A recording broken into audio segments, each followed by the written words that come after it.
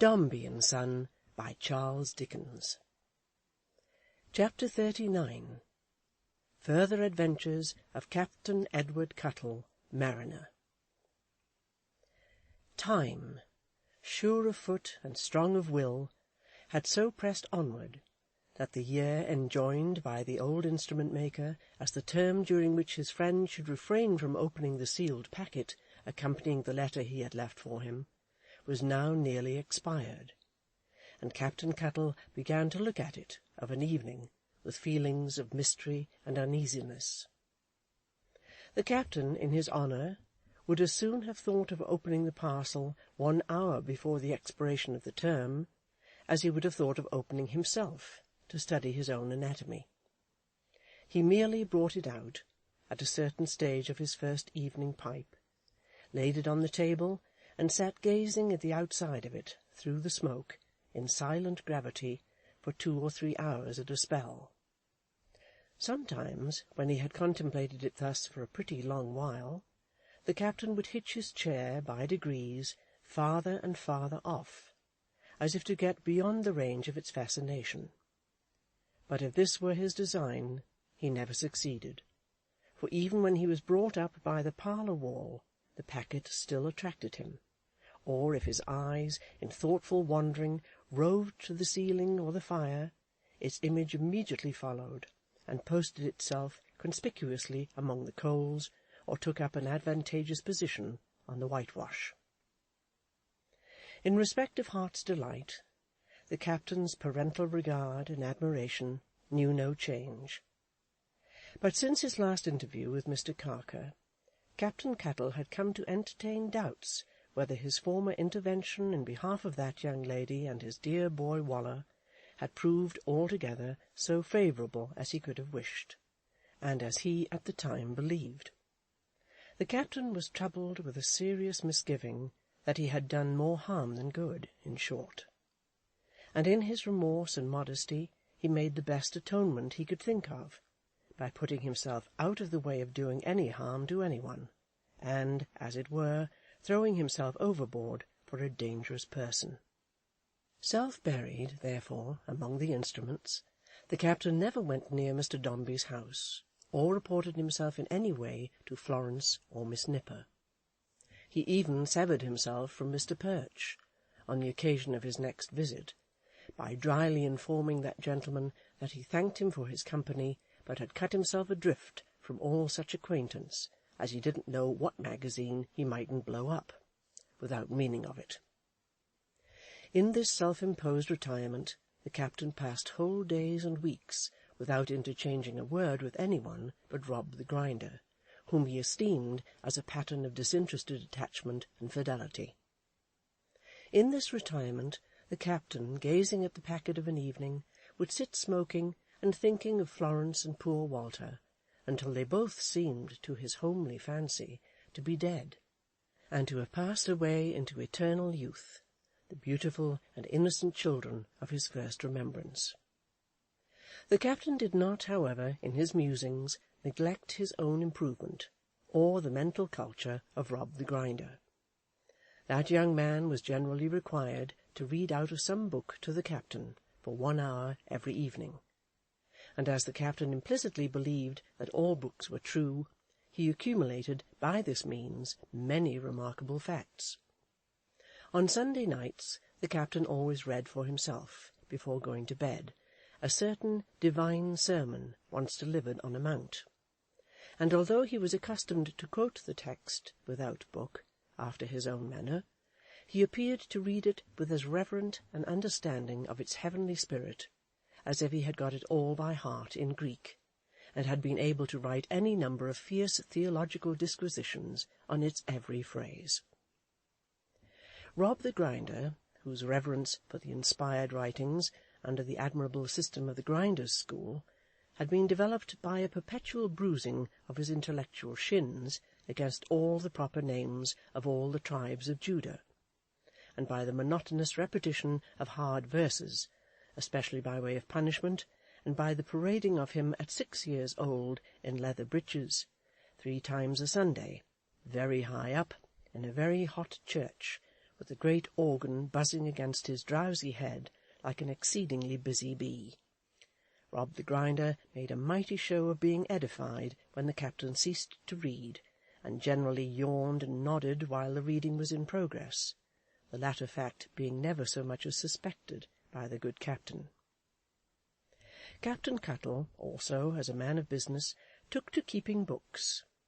In these he entered observations on the weather, and on the currents of the waggons and other vehicles, which he observed, in that quarter, to set westward in the morning and during the greater part of the day, and eastward towards the evening. 2 or 3 stragglers appearing in one week, who spoke him, so the captain entered it, on the subject of spectacles, and who, without positively purchasing, said they would look in again, the captain decided that the business was improving, and made an entry in the day-book to that effect, the wind then blowing, which he first recorded, pretty fresh, west and by north, having changed in the night. One of the captain's chief difficulties was Mr. Toots, who called frequently, and who, without saying much, seemed to have an idea that the little back parlour was an eligible room to chuckle in, as he would sit and avail himself of its accommodations in that regard by the half-hour together, without at all advancing in intimacy with the captain. The captain, rendered cautious by his late experience, was unable quite to satisfy his mind whether Mr. Toots was the mild subject he appeared to be, or was a profoundly artful and dissimulating hypocrite. His frequent reference to Miss Dombey was suspicious, but the captain had a secret kindness for Mr. Toots's apparent reliance on him, and forbore to decide against him for the present, merely eyeing him with a sagacity not to be described whenever he approached the subject that was nearest to his heart.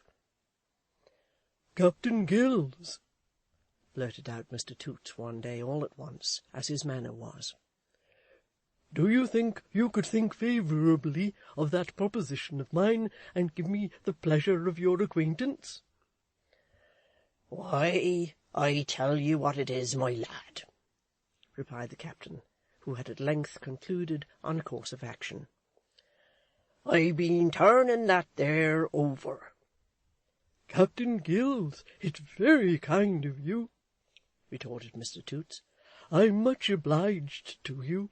Upon my word and honour, Captain Gills, it would be a charity to give me the pleasure of your acquaintance. It really would." "You see, brother," argued the captain slowly, "I don't know you." "But you never can know me, Captain Gills," replied Mr. Toots, steadfast to his point, "if you don't give me the pleasure of your acquaintance." The captain seemed struck by the originality and power of this remark, and looked at Mr. Toots as if he thought there was a great deal more in him than he had expected.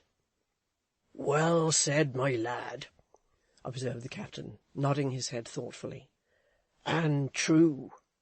Now, look'ee here. You've made some observations to me, which gives me to understand as you admire a certain sweet creetur, eh?" "Captain Gills," said Mr. Toots, gesticulating violently with the hand in which he held his hat, "admiration is not the word. Upon my honour, you have no conception what my feelings are. If I could be dyed black and made Miss Dombey's slave, I should consider it a compliment. If, at the sacrifice of all my property, I could get transmigrated into Miss Dombey's dog, I really think I should never leave off wagging my tail. I should be so perfectly happy, Captain Gills."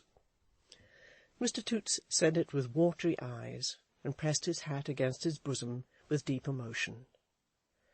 "My lad," returned the captain, moved to compassion, "if you're in earnest—" "Captain Gills," cried Mr. Toots, "I'm in such a state of mind, and am so dreadfully in earnest, that if I could swear to it upon a hot piece of iron, or a live coal, or melted lead, or burning sealing wax, or anything of that sort, I should be glad to hurt myself as a relief to my feelings." And Mr. Toots looked hurriedly about the room, as if for some sufficiently painful means of accomplishing his dread purpose. The captain pushed his glazed hat back upon his head, stroked his face down with his heavy hand, making his nose more mottled in the process, and planting himself before Mr. Toots, and hooking him by the lapel of his coat, addressed him in these words, while Mr. Toots looked up into his face with much attention and some wonder. "If you're in earnest, you see, my lad," said the captain, "you're a object of clemency, and clemency is the brightest jewel in the crown of a Briton's head, for which you'll overhaul the constitution as laid down in Rule Britannia, and when found, that is the charter as them guardian angels was a-singing of so many times over. Stand by. This here proposal of yourn takes me a little aback. And why? Because I holds my own only, you understand, in these here waters, and haven't got no consort, and maybe don't wish for none. Steady. You hailed me first, along of a certain young lady as you was a-chartered by. Now, if you and me's to keep one another's company at all, that there young creetur's name must never be named, nor referred to. I don't know what harm mayn't have been done by naming of it too free afore now, and thereby I brings it short. Do you make me out pretty clear, brother?" "Well, you'll excuse me, Captain Gills," replied Mr. Toots, "if I don't quite follow you sometimes. But upon my word, it's a hard thing, Captain Gills, not to be able to mention Miss Dombey. I really have got such a dreadful load here." Mr. Toots pathetically touched his shirt-front with both hands. "That I feel night and day exactly as if somebody was sitting upon me." "Them," said the captain, "is the terms I offer. If they're hard upon you, brother, as mayhap they are, give 'em a wide berth. Cheer off, and part company cheerily." "Captain Gills," returned Mr. Toots, "I hardly know how it is, but after what you told me when I came here for the first time, I feel that I'd rather think about Miss Dombey in your society than talk about her in almost anybody else's. Therefore, Captain Gills, if you'll give me the pleasure of your acquaintance, I shall be very happy to accept it on your own conditions.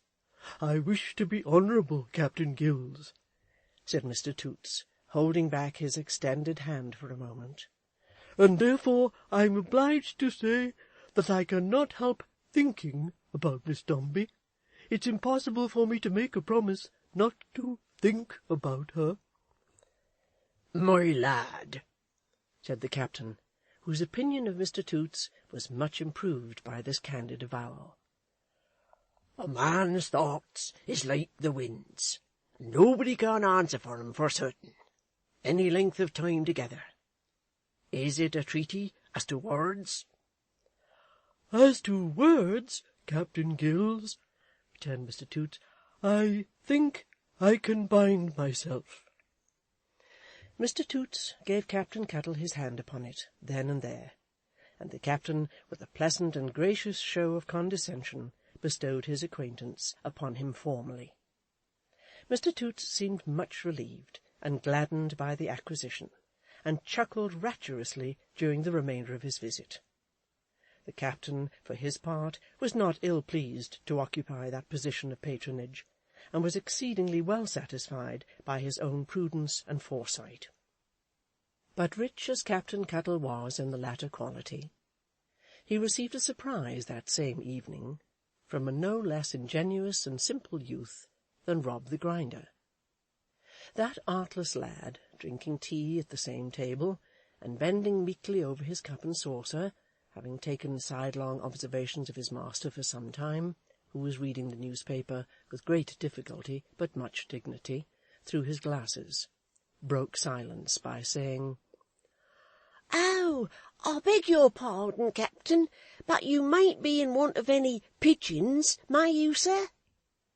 No, my lad, replied the captain. Because I was wishing to dispose of mine, captain, said Rob. Aye, aye, cried the captain, lifting up his bushy eyebrows a little. Yes, I'm going, captain, if you please, said Rob. Going? Where are you going? Asked the captain, looking round at him over the glasses. What? Didn't you know that I was going to leave you, captain? Asked Rob, with a sneaking smile. The captain put down the paper, took off his spectacles, and brought his eyes to bear on the deserter. Oh, yes, captain, I'm going to give you warning. I thought you'd have known that beforehand, perhaps, said Rob, rubbing his hands and getting up. If you could be so good as to provide yourself soon, captain, it would be a great convenience to me.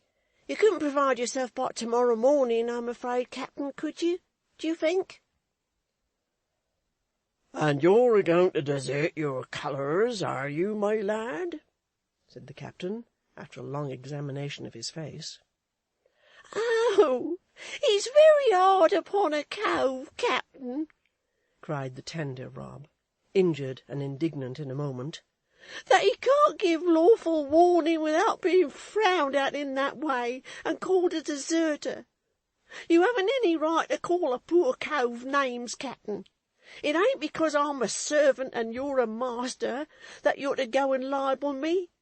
What wrong have I done? Come, captain, let me know what my crime is, will you?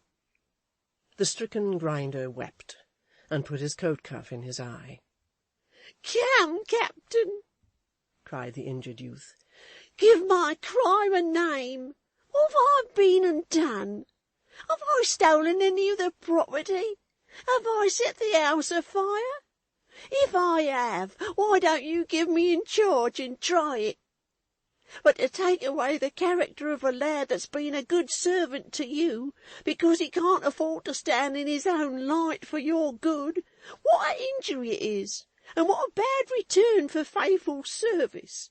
This is the way young coves is spiled and drove wrong. I wonder at you, captain, I do.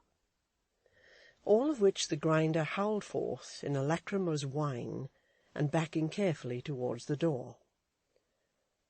"And so you've got another berth, have you, my lad?" said the captain, eyeing him intently. "Yes, captain, since you put in that shape, I've got another berth," cried Rob, backing more and more. "A better berth than I've got here, and one where I don't so much as want your good word, captain, which is fortunate for me after all the dirt you throwed at me because I'm poor and can't afford to stand in my own light for your good.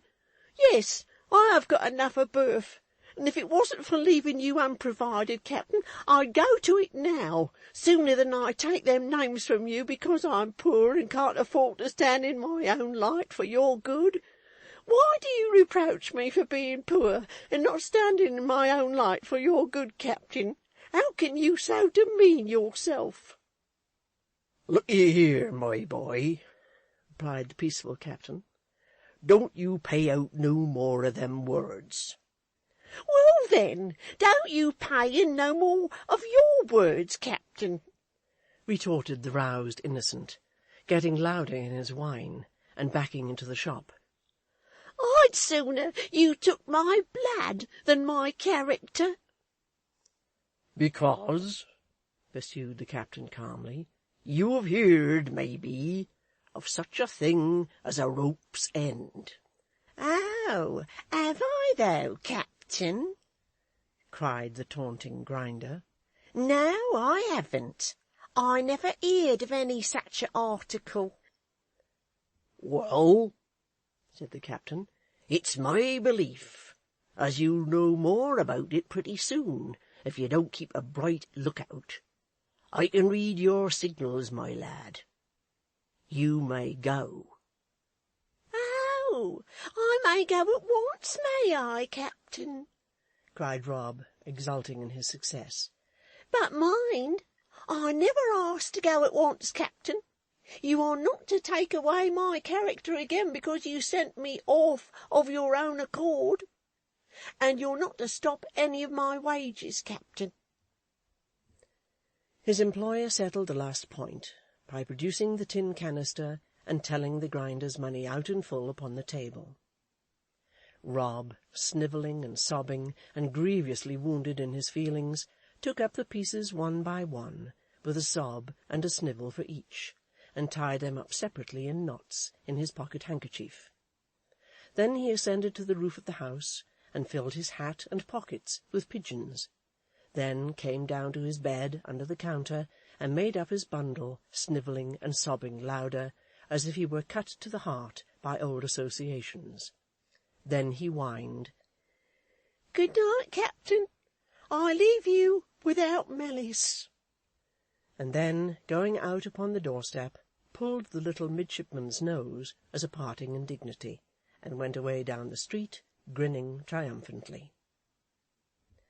The captain, left to himself, resumed his perusal of the news as if nothing unusual or unexpected had taken place, and went reading on with the greatest assiduity.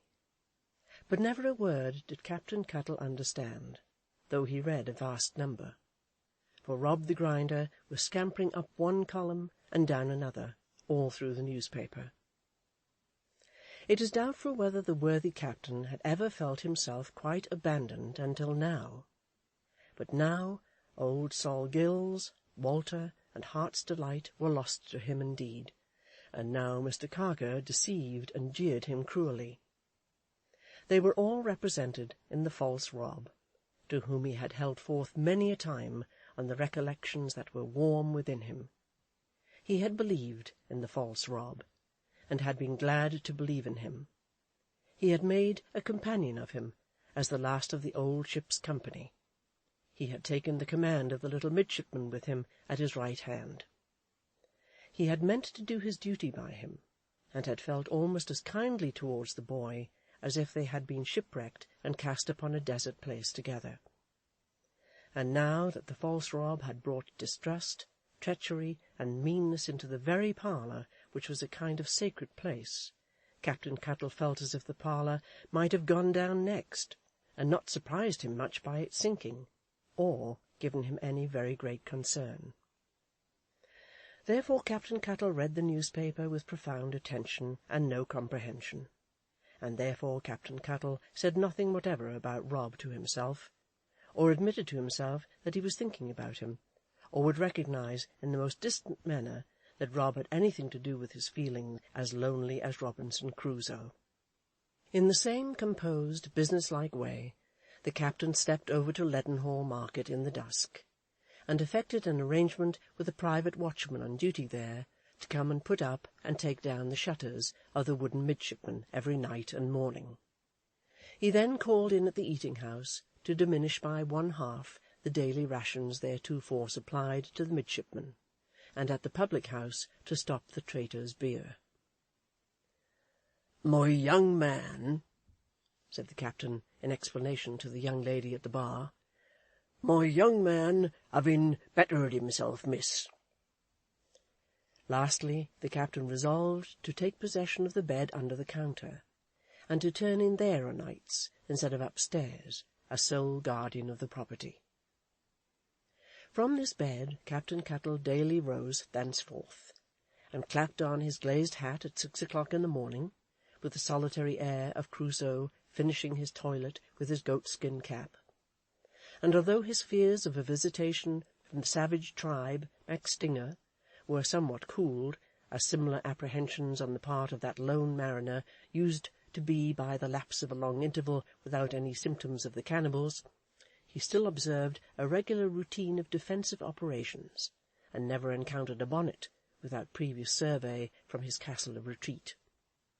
In the meantime, during which he received no call from Mr. Toots, who wrote to say he was out of town, his own voice began to have a strange sound in his ears, and he acquired such habits of profound meditation from much polishing and stowing away of the stock, and from much sitting behind the counter reading, or looking out of window, that the red rim made on his forehead by the hard glazed hat sometimes ached again with excessive reflection.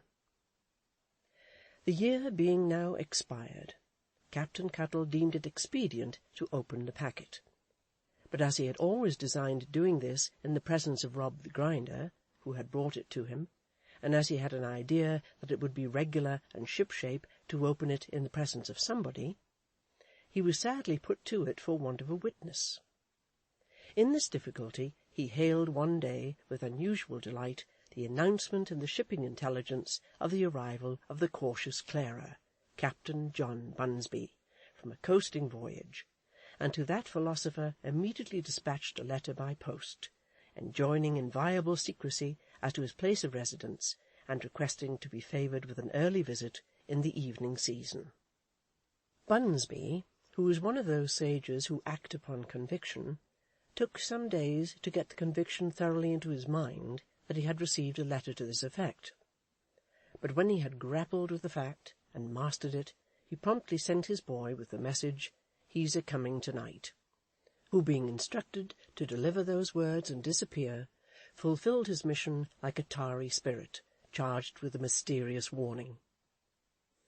The captain, well pleased to receive it, made preparation of pipes and rum and water, and awaited his visitor in the back parlour.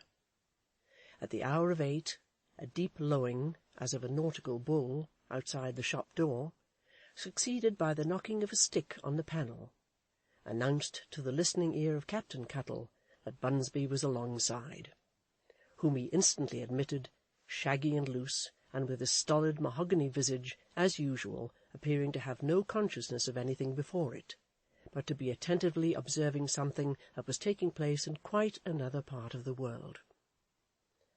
"Bunsby," said the captain, grasping him by the hand, "what cheer, my lad, what cheer?" "Shipmate," replied the voice within Bunsby, unaccompanied by any sign on the part of the commander himself. "Hearty, hearty." "Bunsby," said the captain, rendering irrepressible homage to his genius, "here you are, a man as can give an opinion as is brighter than diamonds. And give me the lad with the tarry trousers as shines to me like diamonds bright, for which you'll overhaul the Stanfell's budget, and when found, make a note. Here you are, a man as gave an opinion in this here very place that has come true, every letter on it." Which the captain sincerely believed. "Aye, aye," growled Bunsby. "every letter," said the captain. "For why?" growled Bunsby, looking at his friend for the first time. "Which way? If so, why not? Therefore." With these oracular words, they seemed almost to make the captain giddy. They launched him upon such a sea of speculation and conjecture. The sage submitted to be helped off with his pilot coat, and accompanied his friend into the back parlour, where his hand presently alighted on the rum-bottle, from which he brewed a stiff glass of grog, and presently afterwards on a pipe, which he filled, lighted, and began to smoke. Captain Cuttle, imitating his visitor in the matter of these particulars, though the rapt and imperturbable manner of the great commander was far above his powers, sat in the opposite corner of the fireside, observing him respectfully, and as if he waited for some encouragement or expression of curiosity on Bunsby's part, which should lead him to his own affairs. But as the mahogany philosopher gave no evidence of being sentient of anything but warmth and tobacco, except once, when taking his pipe from his lips to make room for his glass, he incidentally remarked, with exceeding gruffness, that his name was Jack Bunsby, a declaration that presented but small opening for conversation. The captain, bespeaking his attention in a short complimentary exordium, narrated the whole history of Uncle Sol's departure, with the change it had produced in his own life and fortunes, and concluded by placing the packet on the table. After a long pause, Mr. Bunsby nodded his head. "Open?" said the captain. Bunsby nodded again. The captain accordingly broke the seal, and disclosed to view 2 folded papers, of which he severally read the endorsements thus: "Last Will and Testament of Solomon Gills. Letter for Ned Cuttle." Bunsby, with his eye on the coast of Greenland, seemed to listen for the contents. The captain therefore hemmed to clear his throat, and read the letter aloud. "My dear Ned Cuttle, when I left home for the West Indies—" Here the captain stopped, and looked hard at Bunsby, who looked fixedly at the coast of Greenland. "In forlorn search of intelligence of my dear boy, I knew that if you were acquainted with my design, you would thwart it, or accompany me, and therefore I kept it secret. If you ever read this letter, Ned, I am likely to be dead. You will easily forgive an old friend's folly then, and will feel for the restlessness and uncertainty in which he wandered away on such a wild voyage. So no more of that. I have little hope that my poor boy will ever read these words, or gladden your eyes with the sight of his frank face any more. No, no, no more," said Captain Cuttle, sorrowfully meditating. "No more. There he lays, all his days." Mr. Bunsby, who had a musical ear, suddenly bellowed, "In the bays of Biscay, oh!" which so affected the good captain as an appropriate tribute to departed worth, that he shook him by the hand in acknowledgment, and was fain to wipe his eyes. "Well, well," said the captain with a sigh, as the lament of Bunsby ceased to ring and vibrate in the skylight. "Afflictions sore, long time he bore, and let us overhaul the volume, and there find it." "Physicians," observed Bunsby, "was in vain." Ay, to be sure," said the captain. "What's the good of them in 200 or 300 fathoms of water?" Then returning to the letter, he read on. "But if he should be by when it is opened," the captain involuntarily looked round and shook his head, "or should know of it at any other time," the captain shook his head again, "my blessing on him. In case the accompanying paper is not legally written, it matters very little, for there is no one interested but you and he, and my plain wish is, that if he is living, he should have what little there may be, and if, as I fear, otherwise, that you should have it, Ned. You will respect my wish, I know. God bless you for it, and for all your friendliness besides to Solomon Gills." "Bunsby," said the captain, appealing to him solemnly, "what do you make of this? There you sit, a man as has had his head broke from infancy upwards, and has got a new opinion into it at every seam as has been opened.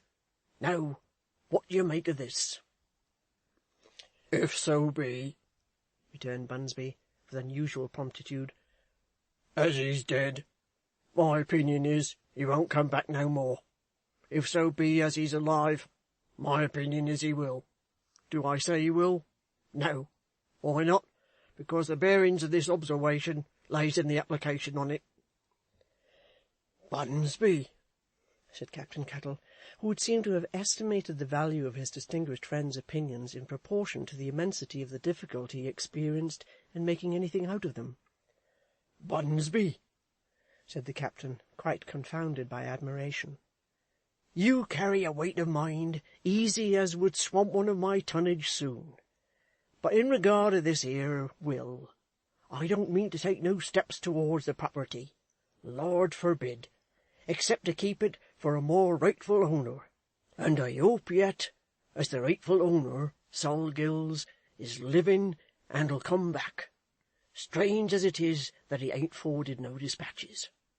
Now, what is your opinion, Bunsby, as to stowing of these here papers away again, and marking outside as they was opened, such a day, in the presence of John Bunsby and Ed'ard Cuttle?" Bunsby, descrying no objection on the coast of Greenland or elsewhere to this proposal, it was carried into execution, and that great man, bringing his eye into the present for a moment, affixed his sign-manual to the cover, totally abstaining, with characteristic modesty, from the use of capital letters. Captain Cuttle, having attached his own left-handed signature, and locked up the packet in the iron safe, entreated his guest to mix another glass and smoke another pipe, and doing the like himself, fell a-musing over the fire on the possible fortunes of the poor old instrument-maker. And now a surprise occurred, so overwhelming and terrific, that Captain Cuttle, unsupported by the presence of Bunsby, must have sunk beneath it, and been a lost man from that fatal hour.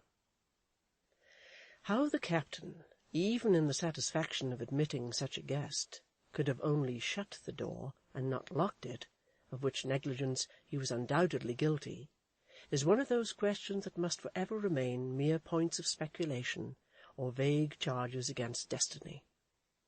But by that unlocked door, at this quiet moment, did the fell MacStinger dash into the parlour, bringing Alexander MacStinger in her parental arms, and confusion and vengeance, not to mention Juliana MacStinger and the sweet child's brother Charles MacStinger, popularly known about the scenes of his youthful sports as Chowley, in her train. She came so swiftly and so silently, like a rushing air from the neighbourhood of the East India Docks, that Captain Cuttle found himself in the very act of sitting looking at her before the calm face with which he had been meditating changed to one of horror and dismay.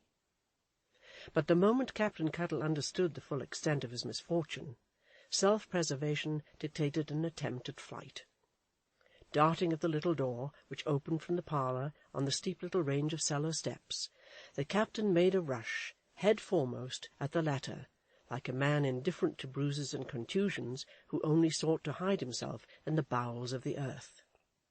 In this gallant effort he would probably have succeeded, but for the affectionate dispositions of Juliana and Chowley, who, pinning him by the legs, one of those dear children holding on to each, claimed him as their friend, with lamentable cries. In the meantime, Mrs. MacStinger, who never entered upon any action of importance without previously inverting Alexander MacStinger to bring him within the range of a brisk battery of slaps, and then sitting him down to cool, as the reader first beheld him, performed that solemn rite, as if on this occasion it were a sacrifice to the Furies, and having deposited the victim on the floor, made at the captain with a strength of purpose that appeared to threaten scratches to the interposing Bunsby. The cries of the two elder MacStingers, and the wailing of young Alexander, who may be said to have passed a piebald childhood, forasmuch as he was black in the face during one half of that fairy period of existence, combined to make this visitation the more awful.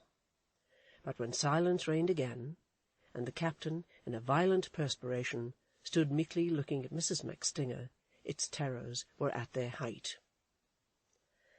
"Oh, Captain Cuttle, Captain Cuttle," said Mrs. MacStinger, making her chin rigid, and shaking it in unison with what, but for the weakness of her sex, might be described as her fist. "Oh, Captain Cuttle, Captain Cuttle, do you dare to look me in the face, and not be struck down in the hearth?" The captain, who looked anything but daring, feebly muttered, "Stand by." "Oh, I was a weak and trusting fool when I took you under my roof, Captain Cuttle, I was," cried Mrs. MacStinger. "To think of the benefits I've showered on that man, in the way in which I brought my children up to love and honour him as if he was a father to 'em, when there ain't a housekeeper, no, nor a lodger in our street don't know that I lost money by that man, and by his guzzlings and his muzzlings." Mrs. MacStinger used the last word for the joint sake of alliteration and aggravation, rather than for the expression of any idea. "And when they cried out one and all, shame upon him for putting upon an industrious woman, up early and late for the good of her young family, and keeping her poor place so clean that an individual might have ate his dinner, yes, and his tea too, if he was so disposed, off any one of the floors or stairs, in spite of all his guzzlings and his muslins. Such was the care and pains bestowed upon him. Mrs. MacStinger stopped to fetch her breath, and her face flushed with triumph in this second happy introduction of Captain Cuttle's muzzlings. "And he runs away!" cried Mrs. MacStinger, with a lengthening out of the last syllable that made the unfortunate captain regard himself as the meanest of men. "And keeps away a 12-month from a woman. Such is his conscience. He hasn't the courage to meet her. Aye!" Long syllable again. "But steals away like a filion. Why, if that baby of mine," said Mrs. MacStinger, with sudden rapidity, "was to offer to go and steal away, I'd do my duty as a mother by him till he was covered with wales." The young Alexander, interpreting this into a positive promise to be shortly redeemed, tumbled over with fear and grief, and lay upon the floor, exhibiting the soles of his shoes, and making such a deafening outcry that Mrs. MacStinger found it necessary to take him up in her arms, where she quieted him, ever and anon, as he broke out again, by a shake that seemed enough to loosen his teeth. "A pretty sort of a man is Captain Cuttle," said Mrs. MacStinger, with a sharp stress on the first syllable of the captain's name, "to take on for, and to lose sleep for, and to faint along of, and to think dead forsooth, and to go up and down the blessed town like a madwoman asking questions after. Oh, a pretty sort of a man, ha, ha, ha, ha, ha! He's worth all that trouble and distress of mind, and much more. That's nothing, bless you, ha, ha, ha, ha, ha, ha, ha, Cap'n Cuttle," said Mrs. MacStinger, with severe reaction in her voice and manner. "I wish to know if you're a-coming home." The frightened captain looked into his hat, as if he saw nothing for it but to put it on and give himself up. "Cap'n Cuttle," repeated Mrs. MacStinger in the same determined manner, "I wish to know if you're a-coming home, sir." The captain seemed quite ready to go, but faintly suggested something to the effect of not making so much noise about it. "Aye, aye, aye," said Bunsby, in a soothing tone. "Awast, my lass, awast." "And who may you be, if you please?" retorted Mrs. MacStinger, with chaste loftiness. "Did you ever lodge at number 9 Brig Place, sir? My memory may be bad, but not with me, I think.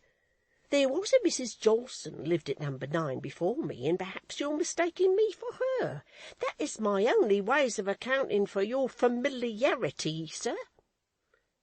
"Come, come, my lass, awast, awast," said Bunsby. Captain Cuttle could hardly believe it, even of this great man, though he saw it done with his waking eyes. But Bunsby, advancing boldly, put his shaggy blue arm round Mrs. MacStinger, and so softened her by his magic way of doing it, and by these few words, he said no more, that she melted into tears, after looking upon him for a few moments, and observed that a child might conquer her now, she was so low in her courage. Speechless and utterly amazed, the captain saw him gradually persuade this inexorable woman into the shop, return for rum and water and a candle, take them to her, and pacify her without appearing to utter one word. Presently he looked in with his pilot coat on, and said, "Cuttle, I'm a-going to act as convoy home." And Captain Cuttle, more to his confusion than if he had been put in irons himself for safe transport to Brig Place, saw the family pacifically filing off, with Mrs. MacStinger at their head. He had scarcely time to take down his canister, and stealthily convey some money into the hands of Juliana MacStinger, his former favourite, and Chowley, who had the claim upon him that he was naturally of a maritime build, before the midshipman was abandoned by them all, and Bunsby whispering that he'd carry on smart, and hail Ned Cuttle again before he went aboard, shut the door upon himself as the last member of the party. Some uneasy ideas that he must be walking in his sleep, or that he had been troubled with phantoms, and not a family of flesh and blood, beset the captain at first, when he went back to the little parlour and found himself alone. Illimitable faith in, and immeasurable admiration of, the commander of the cautious Clara succeeded and threw the captain into a wondering trance. Still, as time wore on, and Bunsby failed to reappear, the captain began to entertain uncomfortable doubts of another kind. Whether Bunsby had been artfully decoyed to Brig Place, and was there detained in safe custody as hostage for his friend, in which case it would become the captain as a man of honour to release him by the sacrifice of his own liberty. Whether he had been attacked and defeated by Mrs. MacStinger, and was ashamed to show himself after his discomfiture. Whether Mrs. MacStinger, thinking better of it, in the uncertainty of her temper, had turned back to board the midshipman again, and Bunsby, pretending to conduct her by a short cut, was endeavouring to lose the family amid the wilds and savage places of the city. Above all, what it would behove him, Captain Cuttle, to do, in case of his hearing no more, either of the MacStingers or of Bunsby, which, in these wonderful and unforeseen conjunctions of events, might possibly happen. He debated all this until he was tired, and still no Bunsby. He made up his bed under the counter, all ready for turning in, and still no Bunsby. At length, when the captain had given him up, for that night at least, and had begun to undress, the sound of approaching wheels was heard, and, stopping at the door, was succeeded by Bunsby's hail. The captain trembled to think that Mrs. MacStinger was not to be got rid of, and had been brought back in a coach. But no, Bunsby was accompanied by nothing but a large box, which he hauled into the shop with his own hands, and as soon as he had hauled in, sat upon. Captain Cuttle knew it for the chest he had left at Mrs. MacStinger's house, and looking, candle in hand, at Bunsby more attentively, believed that he was 3 sheets in the wind, or, in plain words, drunk. It was difficult, however, to be sure of this, the commander having no trace of expression in his face when sober. "Cuttle," said the commander, getting off the chest and opening the lid. "Are these here your traps?" Captain Cuttle looked in and identified his property. "Done pretty taut and trim, eh, shipmate?" said Bunsby.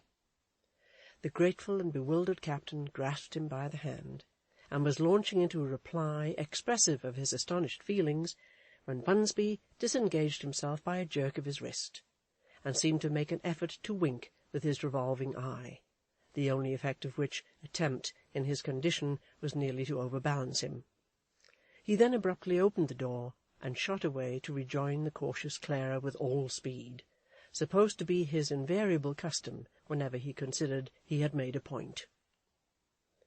As it was not his humour to be often sought, Captain Cuttle decided not to go or send to him next day, or until he should make his gracious pleasure known in such wise, or failing that, until some little time should have lapsed.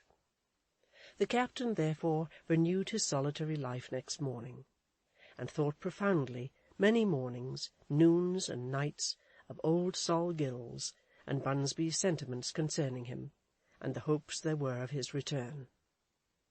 Much of such thinking strengthened the Captain Cuttle's hopes, and he humoured them and himself by watching for the instrument-maker at the door, as he ventured to do now in his strange liberty, and setting his chair in its place, and arranging the little parlour as it used to be, in case he should come home unexpectedly. He likewise, in his thoughtfulness, took down a certain little miniature of Walter as a schoolboy from its accustomed nail, lest it should shock the old man on his return. The captain had his presentiments, too, sometimes, that he would come on such a day, and one particular Sunday even ordered a double allowance of dinner, he was so sanguine. But come, old Solomon did not, and still the neighbours noticed how the seafaring man in the glazed hat stood at the shop door of an evening, looking up and down the street. End of chapter 39.